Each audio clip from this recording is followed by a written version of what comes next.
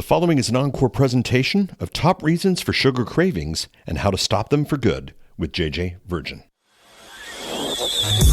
Welcome to the JJ Virgin Lifestyle Show with celebrity nutrition expert, fitness Hall of Famer, and four-time New York Times bestselling author, JJ Virgin. JJ is a warrior mom whose knowledge and expertise have helped change hundreds of thousands of lives with over 3.5 million podcast downloads and appearances on Dr. Phil, Dr. Oz, The Today Show, Rachel Ray, Larry King Live. Whoa. This show is about you, not about me.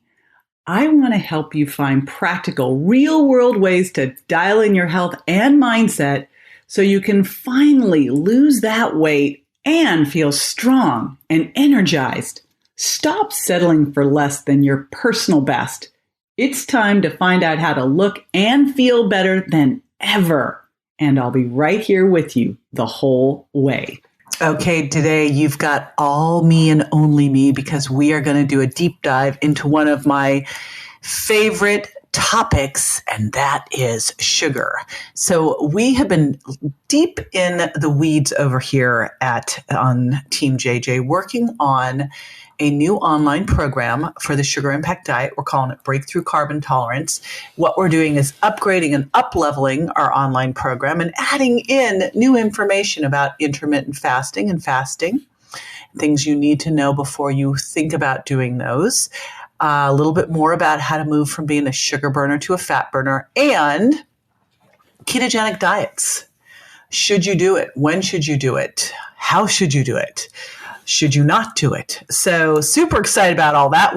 All of us have been focused on that.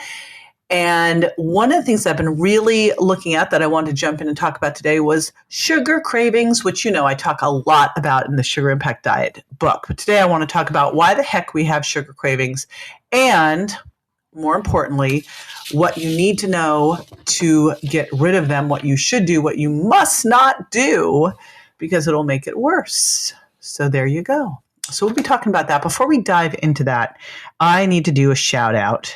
And we do a shout out for reviews at the top of each show. And I am so grateful and appreciative of these. The whole team is. We all read them. This one is from MTN LA. It's from Sherry, Mountain LA. She says, my favorite podcast, 5 stars. The JJ Virgin Lifestyle Show is by far my favorite podcast. I listen to several, but this one is different because it feels so personal. It gets right to the point. It offers sound health advice in a brief period of time. Whether a guest is on the show or just JJ sharing her knowledge, it is sure to be packed with great information. JJ really lets her personality come through. She makes me laugh all the time. No matter what is going on in my life, when I tune in, I know I'll be learning more about my health and getting a smile out of it. Thank you, JJ. Keep being awesome. All right, I will do my best. I'll do my best, Sherry, to keep being awesome. I super appreciate that. I've been trying to do kind of an even split between guests and topics that you guys bring up when we are hanging out on Facebook or Instagram Live together. So if you haven't hung out with me there yet, come hang out with me and let me know what you want to know more about. And I'd love to, of course, for you to come jump on over and check out the new Breakthrough Carb Intolerance online program. It is going to be super awesome. And again, bringing in some cool new concepts that everybody has been asking for more about. Yikes, I almost forgot to give you the link to today's show notes, and you are not going to want to miss those because I'm going to put in my recipe for my lemonade that helps crush those sugar cravings. So you can grab that at jjvirgin.com/sugar cravings. Alrighty, I'm back. And again, we are going to deconstruct sugar cravings. And why this is so important is I hear all the time, oh my gosh, I crave sugar. What do I do? And the answer is, and I know how much you love this answer so much, it depends. And it really depends on why you're having those sugar cravings in the first place, right? So that's what we're going to figure out today is why are they happening? What the heck is going on? And then we can figure out what the best approach for you is. Now, of course, I wrote the Sugar Impact Diet to help you get rid of your sugar cravings forever and to help you retrain your taste buds to appreciate the natural sweetness of foods and to like savory and spicy and sour. So keep that in, the back of your mind here as we're going through this. But let's just go through some of the key things that I found over the years that are creating issues with sugar cravings. Now, the first one that you can't ignore are genetics. And I'll tell you a funny little story about this. So I'm adopted. And growing up, my nickname was Poppy, not for the state flower of California where I was raised. Nope. It was for Pop-Tarts. Yep. And I loved the frosted ones. Oh my gosh. The chocolate fudge frosted ones, the brown sugar cinnamon ones, the raspberry, the frosted raspberry ones. Can I get an amen? Like anyone else over there going, yep, that was me too. When I wasn't having those Pop-Tarts, I was having Captain Crunch, not with Crunch Berries though. That's sacrilegious. Or Cocoa Puffs. Or occasionally on a Sunday, I got one of those Sven Hard's, those little like pastry things. So that's how I started my day, which is crazy when you think about it because of the second meal phenomenon that says basically what you just ate is going to impact what you eat next. So when you have something that hijacks your blood sugar first thing in the morning, guess what's going to happen for your next meal? Yikes, you're sunk. That is why it's so absolutely crazy that we eat so many different things nowadays that are just dessert for breakfast. It makes me crazy. I am on my own personal mission to change that. But that is how I was raised. Now, I don't have a sweet tooth. My mother, my adopted mom, has such a sweet tooth. Oh my gosh, she's got stuff hidden all over. She's got these candy boxes. She's got ice cream. We always had cookies and cake and all this stuff growing up. And at the age of 12, I just went like, I did a Susan Powter, Stop the Insanity. I was like, enough. And I just stopped eating it, which made my mom nuts, to be honest. She was like, try some, have some. She's kind of a food pusher. But I honestly don't have the genetics. When I was on TLC's Freaky Eaters for a couple seasons, we did genetic testing on those freaky eaters to see, how much of this was genetics versus learned. And there definitely is a genetic component to sweet. There's two different things. There's this person who is a sweet taster, and turns out the more sweet they eat, the more sweet they want. Now, we all have a little bit of that. Exposure equals preference. You can be trained to want more sweet sugar. But these people, it's way more, it's amplified. Or you just have a natural sweet tooth. Now, we all have a little bit of that too. We're hardwired, we are on this planet because we sought out honey and fruit and we ate as much as we could during the summer to survive the winter. But this is above and beyond that. So we've got the genetics, right? And we've got training.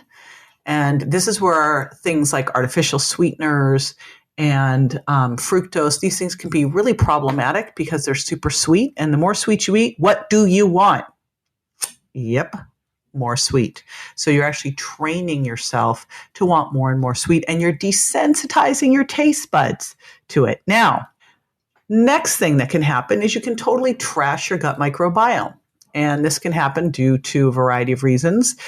Biggest one, though, is really kind of a crappy standard American diet where we're not eating enough good fiber, soluble, insoluble, resistant, and prebiotic that's feeding those good bacteria in the gut and helping to get rid of the bad guys and the yeasts and all the funguses and all the so that those ones, especially the yeasts, don't kick up and say, hey, feed me sugar.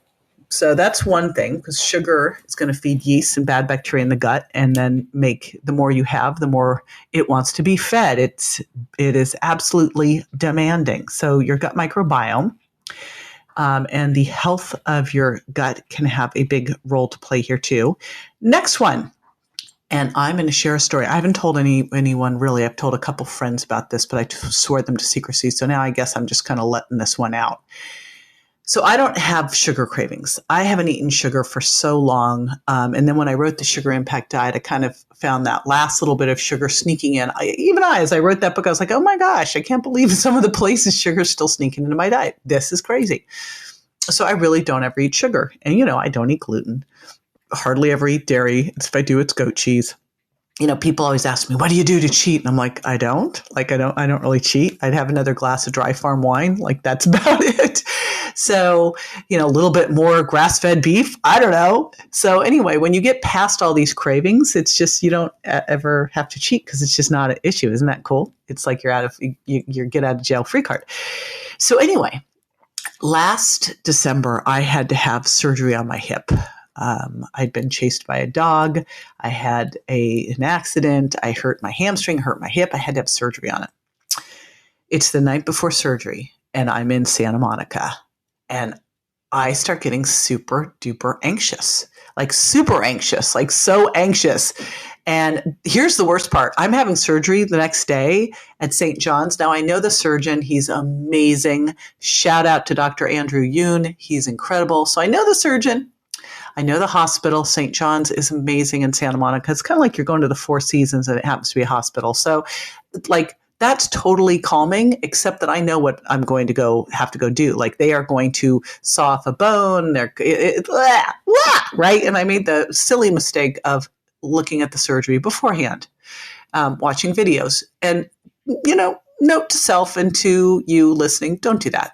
Like, don't do that. That's just a silly thing. So now it's the night before surgery. I am trying everything. I'm with my hubby, Tim, and I am trying to distract myself.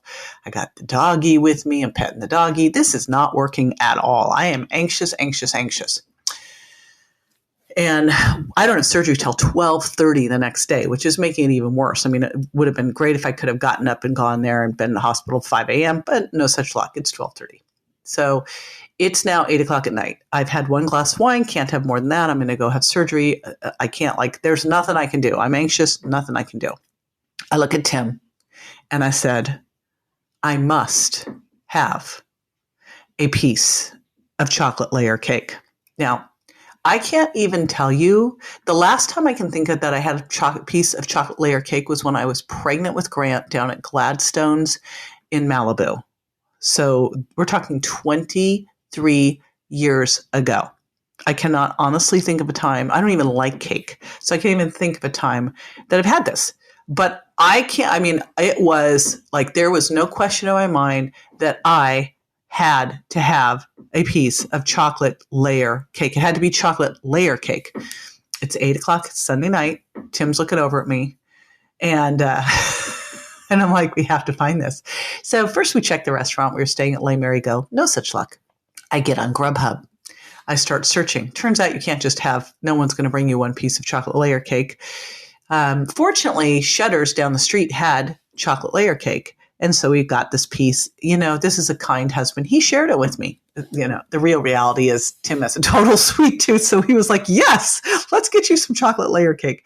But it was interesting. I had that. I was like, okay, I'm good. That's it. But it was like such a sign. Why am I rambling on about chocolate layer cake? Because that is a total sign of anxiety and stress, lowering serotonin, and your brain going, I've got to calm myself down. And that's what I did. Now, I knew exactly what was going on. And in any other situation, if this had been an ongoing thing, I would have been like, I am not having chocolate layer cake. I'm going to do some tapping. I'll find something else to do. Shout out to my buddy, Nick Ortner. Hey, let's put in the show notes too, Nick Ortner and Tapping Solution.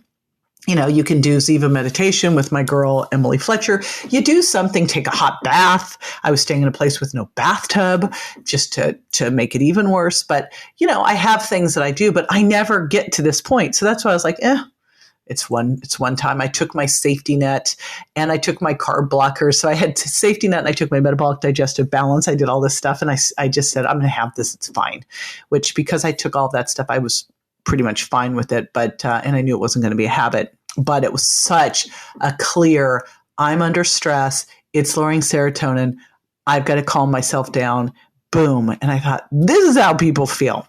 So this is what stress does to you. Now, that's acute stress. It's really chronic stress. It's going to lower serotonin, and it also makes your gut leakier, your gut more permeable. So then you react more to foods. And of course, one of the classic signs of a food intolerance is to crave the very food that's hurting you. So this is another thing that can make you crave sugar. And of course, think about it. All carbohydrates except for fiber, which we don't digest, turns to sugar. It's just whether you're mainlining it or making it from the food you eat. But there's things that turn to sugar very quickly, like popcorn, wheat bread, right? So muffins, pancakes, all that kind of stuff. Just turns to sugar pretty quickly. So just be aware, because what we want to figure out is if you're craving sugar, why are you craving sugar? If you're craving sugar because of stress, you want to start putting in things like tapping, meditation, what mindful practice you could have, a really cute small dog like Daisy. But then also, I take my sleep candy every night to help me sleep. It's got some 5-HTP, which of course crosses the blood-brain barrier, makes serotonin. So your body can make serotonin from 5-HTP also. So, and then of course you can then turn your serotonin, you can make melatonin. But that's another thing that can help with the sugar cravings. So that's another one. And then the final way that you could crave sugar is because you're insulin resistant, you have poor blood sugar control. So if you've got any issues with hypertension, blood sugar, elevated insulin, you prediabetes, diabetes, if you've got that going on, you're not able to access the stored sugar. So when you eat, your body stores the food, right? So it wants to get it out of the blood because elevated blood sugar is dangerous. So it gets it out of the blood, stores it, insulin's up, and you can't get that sugar back out. So even though you've got it on board, you can't use it and you're hungry and you'll crave sugar because your blood sugar goes low. So that is another one. Now, why is this all important? Because you want to know why you're craving sugar so you can go hit it. If it's a stress thing, right? And by the way, stress also makes your blood sugar unstable. But if it's a stress thing, then we've got to look at, okay, what's going on? If it's a GI thing, we got to go, how do we heal the gut microbiome? But here's some foundational stuff. Of course, it's all in the sugar impact diet, but foundational stuff that will help you is it's always going to help to balance your blood sugar. And how do you balance your blood sugar?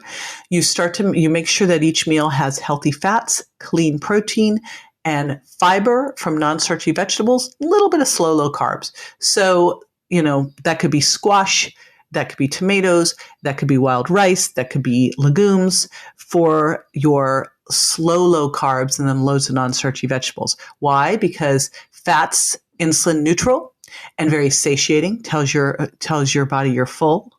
Protein and fiber work together to slow down stomach emptying, plus protein's thermic, so it helps boost your metabolism, right? Requires energy to be converted and used by the body. So that is why that's very helpful. It allows for a slow blood sugar release to the body. Remember, you want to make sugar from the food you eat, not mainline it. So while all, carbs and sugar all end up as sugar, but you want to slowly do it instead of just going, oh, it's all going to turn to sugar. I'll just eat sugar. No, we don't do that. No. So that's the first thing. Next thing is, if you're having a craving, and we'll put this in the show notes, try my lemonade, and that is lemon juice. I got this one from Donna Gates that's sour, can take your sweet tooth away. You can put a little glutamine in there that can help with cravings, a little bit of chia seed or extra fiber, right? So you get some fiber in there, and spring water. It's that simple. If you need a little sweet, use my sprinkles and try to do as little as possible there, right? Little as possible.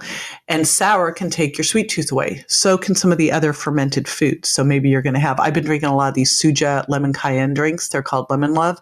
Or I'll do Cavitas, the mojito lime or the lemon cayenne. So try some of the more fermented, and I'm not talking wine, people, right? It's not what I'm talking.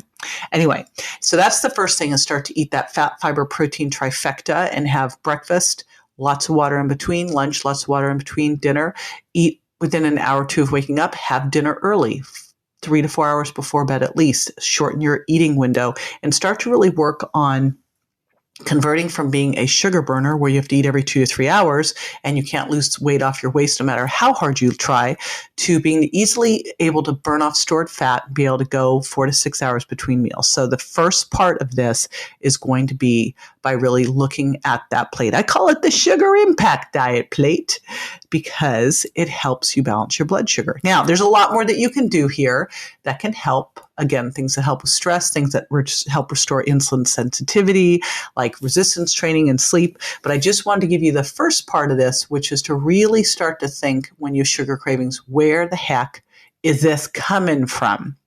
And, if it's a one-off, like my little night before surgery thing, hey, fine. But I'm guessing it's probably not. And the cool thing is we can fix it. All righty. Now, after the break, I'll be answering a listener's question, so stay with me.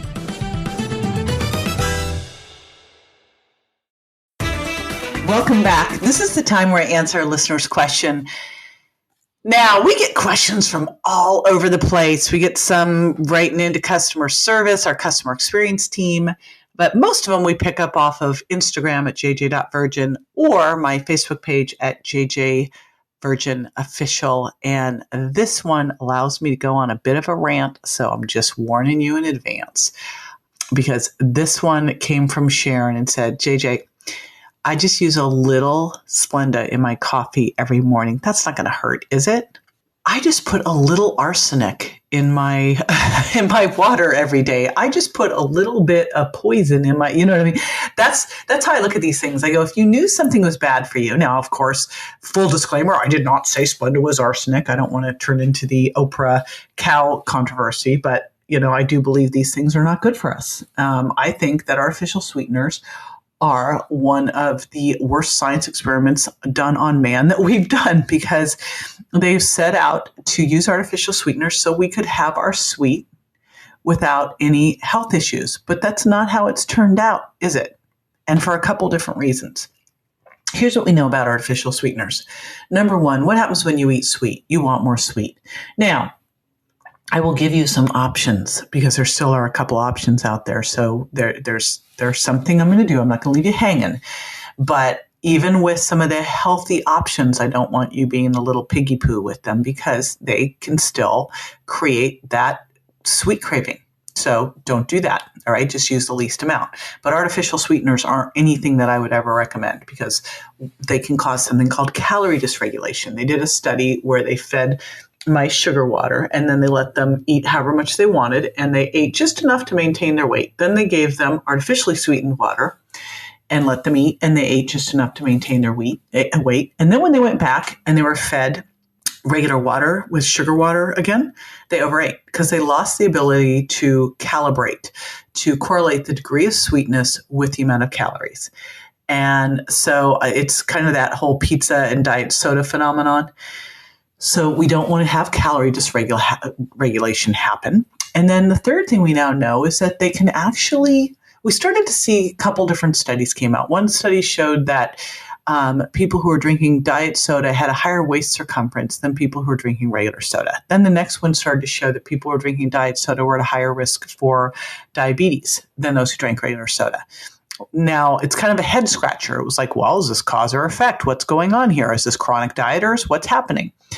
Then we started to look at the gut microbiome, which I think we're going to start to find is everything. And what they found in the gut microbiome is that the artificial sweeteners were actually making us glucose intolerant. We weren't able to handle sugar like we used to, which then will lead to more insulin resistance, which then can lead to diabetes. Which, of course, if you're insulin resistant, it's going to make you crave more sugar and it's going to make you store more fat.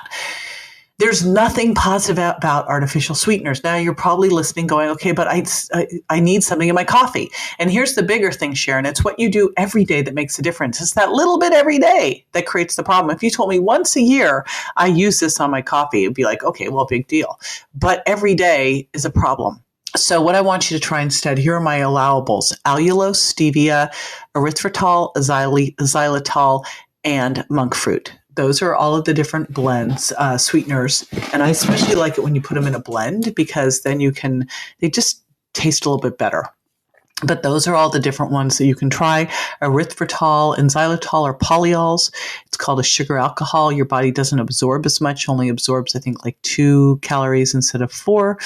And allulose is called the non-sugar sugar. Same thing, your body doesn't absorb a lot of it. And then, of course, stevia and monk fruit are basically like sweet herbs. So, and allulose, stevia, and monk fruit actually have health benefits, which is kind of cool. So some really cool new health benefits coming out in allulose. We'll put in the show notes my interview with Yemeni Mesa of No Foods, where we really dove into and deconstructed allulose. So you have that. All righty. All right. Big ask. Here it comes. If you have not yet left a review, I would love to shout you out at the beginning of a show. So head on over, leave a review. While you're there, be sure to subscribe and share this with your pals who are interested in taking responsibility for their health, so we can get out there and help 1 billion people get healthy. I know it's possible, and working on it every single day. Bye. That's all for this episode of the JJ Virgin Lifestyle Show, which marks another step towards a healthier body and mind. Don't forget to rate, review, and subscribe to the show, and we'll talk to you next week.